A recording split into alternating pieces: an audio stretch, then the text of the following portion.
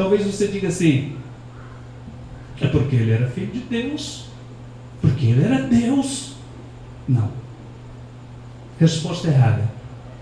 Se você ler lá em Filipenses capítulo 2, verso 7, vai encontrar o apóstolo Paulo dizendo que Jesus aniquilou-se a si mesmo. O que significa aniquilar-se a si mesmo? Diz que Jesus despiu-se de toda a glória divina que existia nele. Ele despiu-se de todo o poder divino que existia nele e tornou-se como um homem comum, assim como eu e como você. Se Jesus tivesse sofrido tudo o que sofreu como um Deus, seu sofrimento seria uma farsa. Se Jesus tivesse sido crucificado como Deus, seu sofrimento seria uma farsa, irmãos. E o sofrimento de Jesus não foi uma farsa, foi real. O sangue de Jesus não foi uma farsa. Todas as torturas que ele sofreu não foi uma farsa, foi real. Glória a Deus. Foi real. Jesus viveu isso. Ele viveu essa dependência de Deus. E se nós quisermos ser vitoriosos também, nós precisamos ser seguidores do exemplo de Jesus, viver uma vida dependente de Deus em tudo. Eu quero dizer para vocês uma coisa: vocês estão olhando para um homem que vive assim, na dependência de Deus. Eu falo como Jesus falou: não tenho onde reclinar a cabeça, mas eu vivo na dependência de Deus e Deus cuida de mim. Glória a Deus. Eu não tenho aposentadoria, eu não tenho salário, eu não tenho nada para me agarrar, para me pegar, mas o Senhor cuida de mim. É gostoso isso, viver na dependência de Deus. Glória a Deus. Então, meus queridos, às vezes isso explica porque temos tanta dificuldade para acessarmos a vitória. Você não sabe o tanto que é gostoso você falar para Jesus: Senhor, eu tenho um compromisso. O Senhor sabe aquele compromisso meu? Vai vencer tal dia? Pois é, eu não estou preocupado porque estou confiando no Senhor. E no dia, Deus manda. No dia, Deus manda. E não deixa o seu nome ficar sujo, não deixa o seu nome para o SPC, não deixa para o Serasa. Isso, irmãos, não tem português que explique isso. A satisfação, o consolo, o conforto, a gratidão que a gente sente. Você tem emprego, mas você pode confiar em Deus, você pode depender de Deus mesmo com seu emprego. Você é aposentado, mas você pode depender de Deus mesmo com sua aposentadoria. Você tem riqueza, mas você pode depender de Deus com toda a sua riqueza. Glória a Deus. Pode depender de Deus. Eu quero analisar um ângulo diferente desse texto, que nos mostra a serenidade de Jesus com o Pai. Que coisa linda! Como nós dissemos, Jesus naquela situação no alto daquela cruz, veja Jesus lá, todo ensanguentado, tão sofrido, tão humilhado, tão debochado, tão descasuado. Ele tinha motivo para estar angustiado lá em cima, para estar desesperado. Ele tinha motivo para estar cuspindo fogo, para estar xingando todo mundo ao seu redor, para estar culpando as pessoas pela sua situação. Ele tinha motivo para estar muito indignado, mas ele não estava. Pela oração que Jesus fez ali, você percebe o estado que ele estava. Ele ergueu os olhos ao céu e disse: Pai. Olha a serenidade. Oh, irmãos, Jesus estava com uma coroa de espinho cravada na sua cabeça. Jesus estava com suas mãos cravadas naquela cruz, seus pés cravados ali. Jesus estava ali sozinho, seus discípulos já tinham se ausentado, seus amigos se ausentaram, deixaram ele sozinho ali.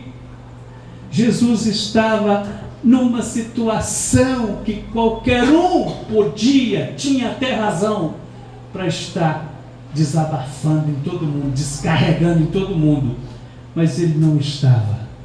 Em tudo aquilo, com todo aquele sofrimento, o Senhor Jesus levantou seus olhos e orou serenamente ao Pai.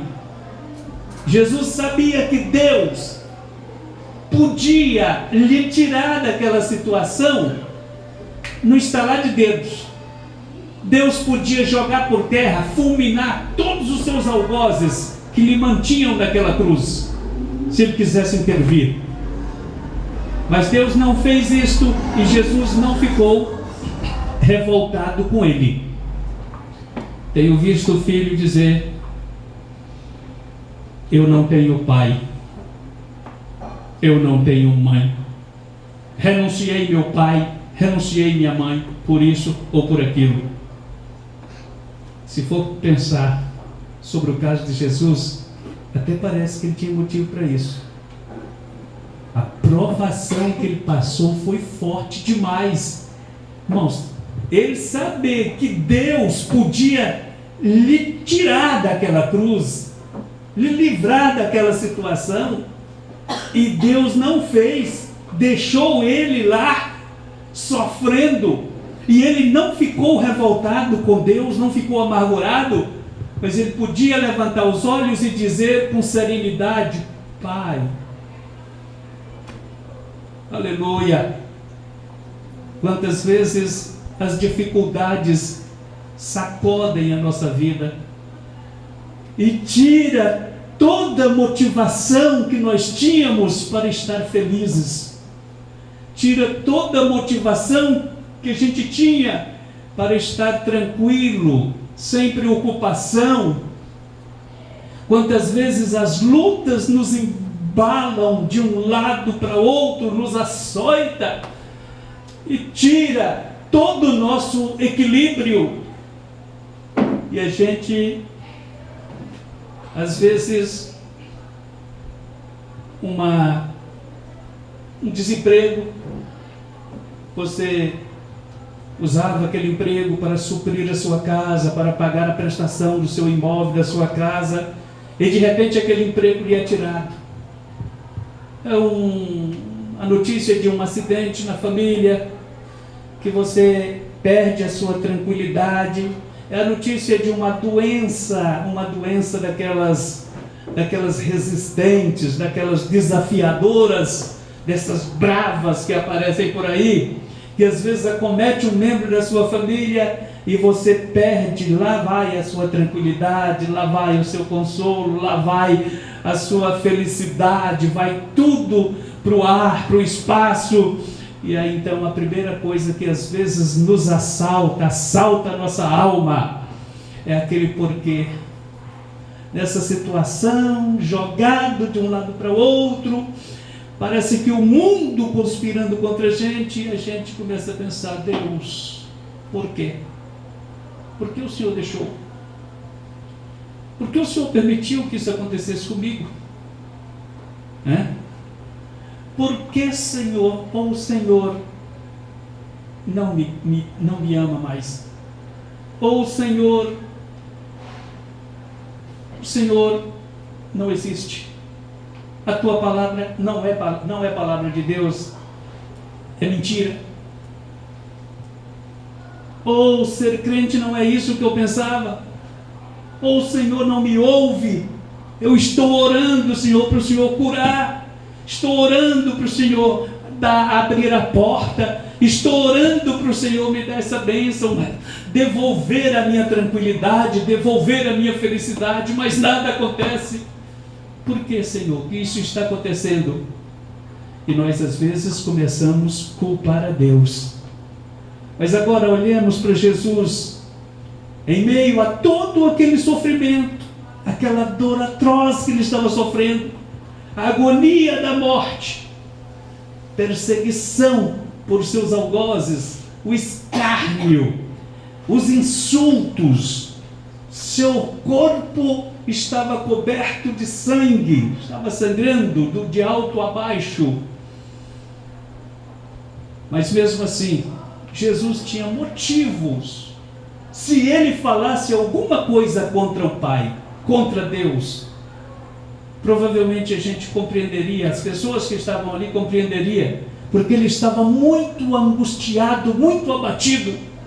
Mas mesmo nessa situação, Jesus não permitiu que o diabo colocasse no seu coração dúvida quanto ao amor do seu Pai. Ele não permitiu, para chegar ao ponto de perguntar assim: Deus, Pai, por quê? O Senhor não me ama mais? O Senhor me abandonou? Por que o Senhor deixou me cravarem nessa cruz? Por que o Senhor deixou me humilharem desse jeito? Ele não fez isso. Mas ele preservou o seu amor ao Pai. Ele falou com Deus com serenidade: Pai, Pai, perdoa, porque não sabem o que faz. Talvez eu esteja falando aqui nesta hora para alguém que está há muito tempo desempregado, perdeu o emprego, está há muito tempo desempregado, muita angústia, muito sofrimento. Talvez eu esteja falando para alguém que o ganho esteja pouquinho e não esteja sendo suficiente para fazer face às suas despesas. Talvez eu esteja falando para alguém que está vivendo uma enfermidade na família, uma situação cruciante,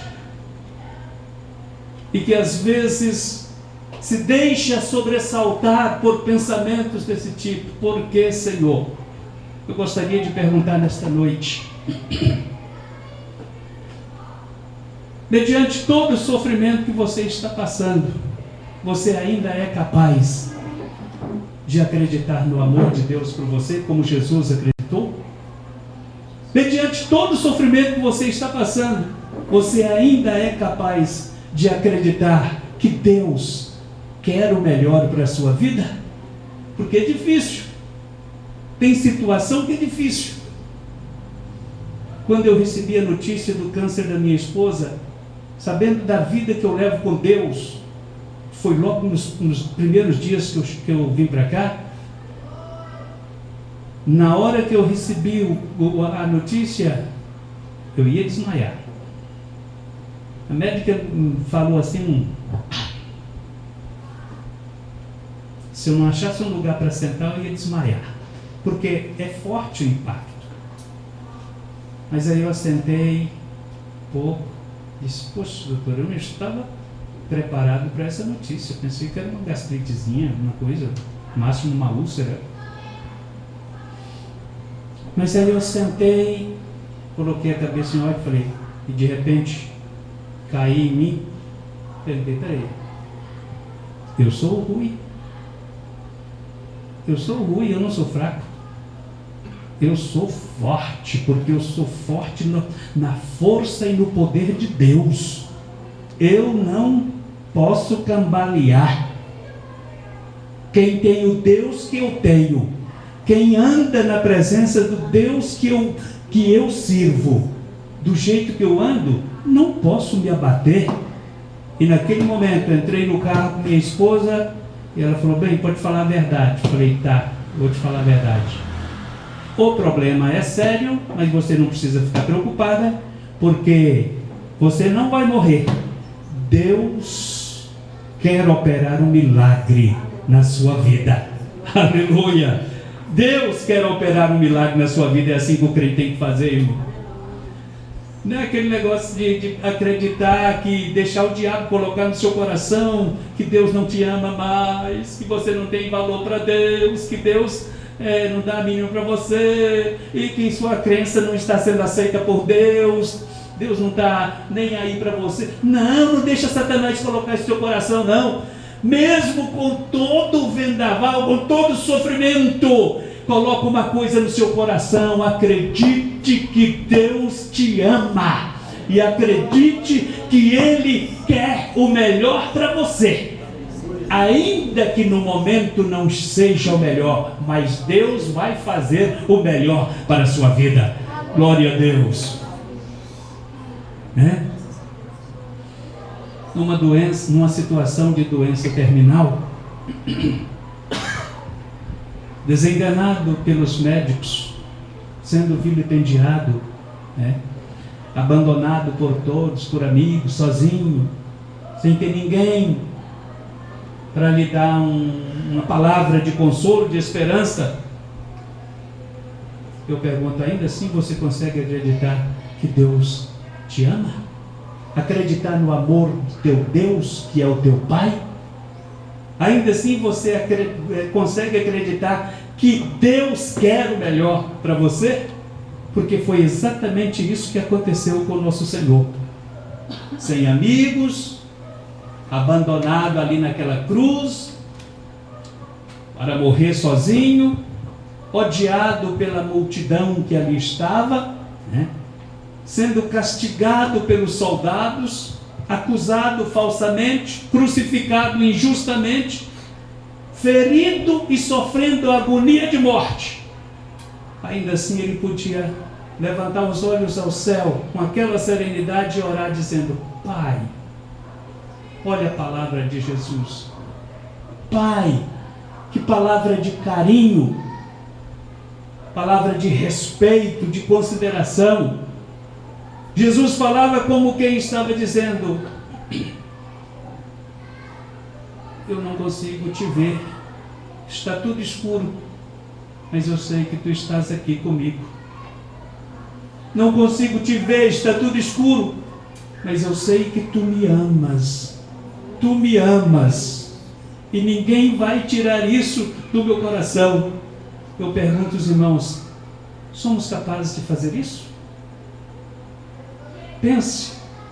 Pense em você, açoitado pelas lutas, pelos vendavais, pelas dificuldades da vida, açoitado pelo desemprego, pela doença, por agruras desta vida. Qual seria o seu comportamento? Conseguiria manter a sua serenidade com Deus? Dobrar os seus joelhos e dizer: Pai? Terceira coisa que aprendemos aqui,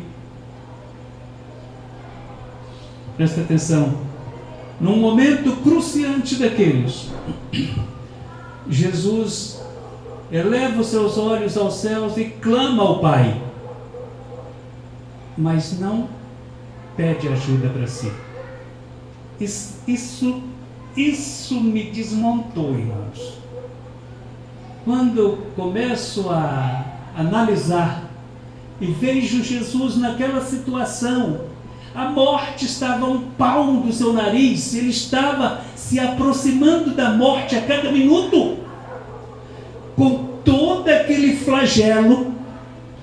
Jesus ora ao Pai, mas não pede nada por si, não pede ajuda, porque qualquer um entenderia se Jesus, por exemplo, tivesse dito: Pai, livra-me desta cruz, livra-me deste sofrimento. Pai, tu me amas, livra-me da morte, querem me matar, livra-me da morte. Sim, Jesus podia ter orado como Pedro, por exemplo. Quando Pedro estava afundando, como é que foi que ele orou? Socorre-me, Senhor, salva-me, Senhor, porque vou perecendo.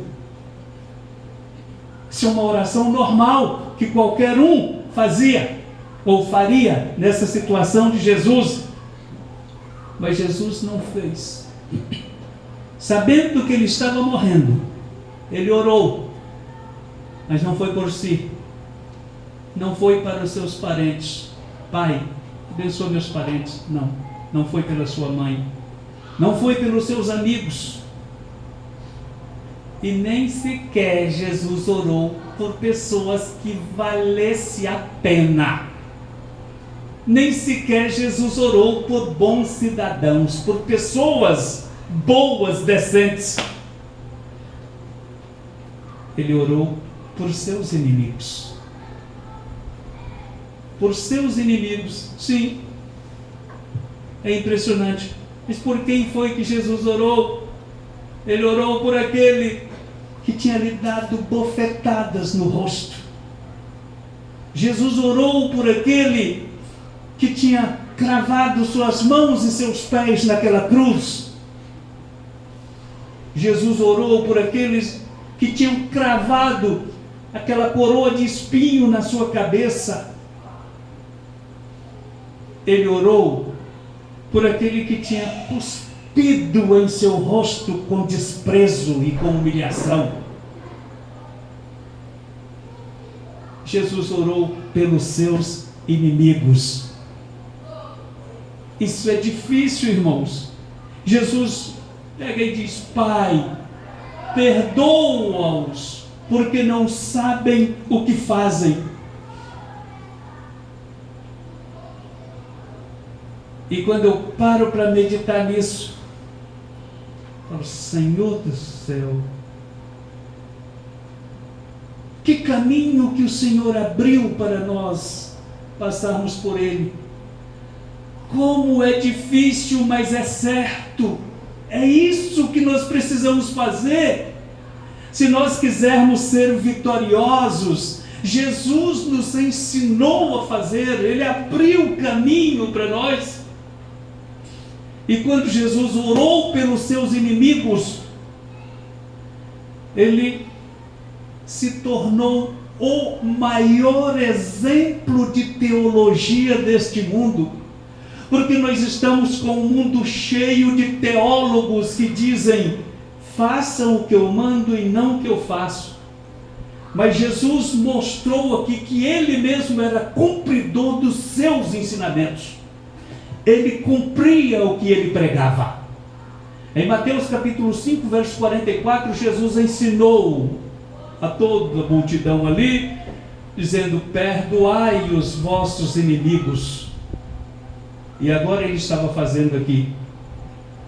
Jesus não era de ficar apenas na beleza das palavras, não era de ficar na retórica, não era de ficar na teologia. Jesus era de praticar o que Ele ensinava. E se nós quisermos ser vitoriosos neste mundo, como foi vitorioso Jesus, como Ele triunfou sobre o inferno, como triunfou sobre Satanás, como triunfou sobre a morte, se nós quisermos, nós precisamos aprender com Ele. E Ele quer nos ensinar a orar, mostrando a nossa dependência de Deus. Ele quer nos ensinar a viver uma vida de serenidade, de respeito e de honra a Deus. Ele quer nos ensinar a perdoar os nossos ofensores, ainda que eles sejam nossos inimigos, ainda que eles tenham nos cravado na nossa cruz, ou seja, criado a dor e o sofrimento que nos amarga. Mas ainda assim, nós precisamos orar por eles. E eu quero convidá-los de pé, nesse momento, para dar o primeiro passo nessa direção. Mentalize agora, irmãos, todo mundo tem um desafio.